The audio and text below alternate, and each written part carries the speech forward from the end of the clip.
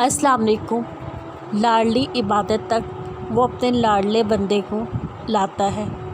जब लाडला किसी चीज़ की फरमाइश करता है, वो फरमाइश हर हाल में पूरी होकर रहती है।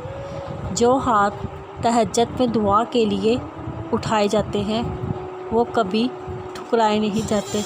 जो सिर्फ़ वक्त तहज्जुद मुँह से अदा हो जाए, वो रद्द नहीं किए जाते। जो वक्त तहज्जुद मांग लिया जाए, वो मांग कभी अधूरी नहीं रहती। वो कुन कहेगा और हो जाएगा तुम्हारे गुमान से भी पहले। फिर जो तुम्हारे काम में रुकावट है, वही आसानी बन जाएगी। तुम सोचते रहोगे, तुम्हारी मंजिल सामने होगी। जब वो अपने वक्त पर तुम्हारे लिए कुछ चुनता ना, तुम्हारी मंजिल आसान कुन चुका होता। बस हम इंसान समझ नहीं पाते उसकी मसलहतों को।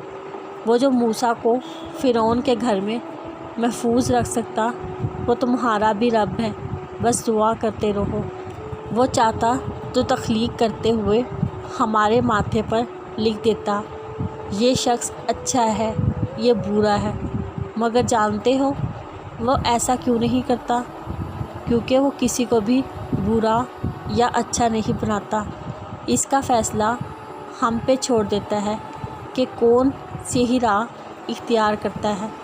फिर रोज़ हमें तौबा की मोहलत देता है, रोज़ हमें एक नया मौका देता है, क्योंकि वो जानता है कोई भी हमेशा एक सा नहीं रहता।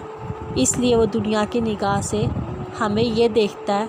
वो ये नहीं देखता कौन अच्छा है कौन गंदा।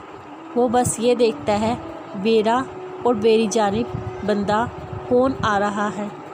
बेहतरीन लोग बेहतरीन नीयत रखते हैं, जिसकी वजह से अल्लाह ताला उनके तमाम कामों को संवार देता है।